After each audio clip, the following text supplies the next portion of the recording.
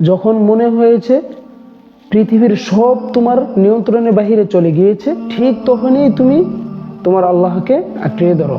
ঠিক তখনই তুমি তোমার রবের উপর এতটা পরিমাণ বিশ্বাস স্থাপন করো যাতে করে তোমার রব তোমার সমস্ত কষ্টগুলো উন্মোচন করে দিতে পারেন।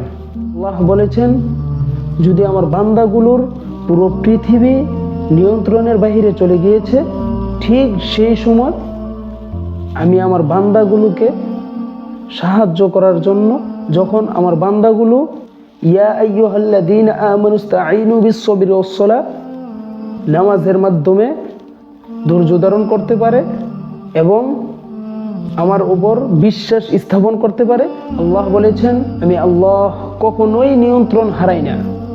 আমি আল্লাহ কখনোই নিয়ন্ত্রণ হারাই না।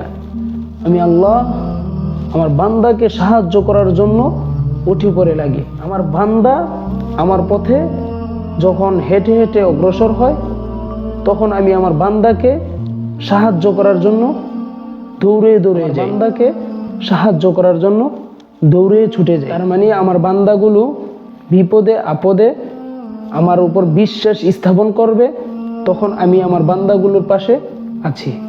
যখন আমার বান্দাগুলো ভুল করে আমার কাছ থেকে সরে যায়, তখনও আমি আমার বান্দাগুলোকে ছেড়ে দেই না। বারবার ডেকে ডেকে বলি, বান্দা আসো, বান্দা আসো।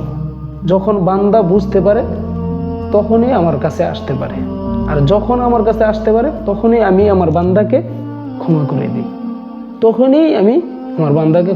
দিই।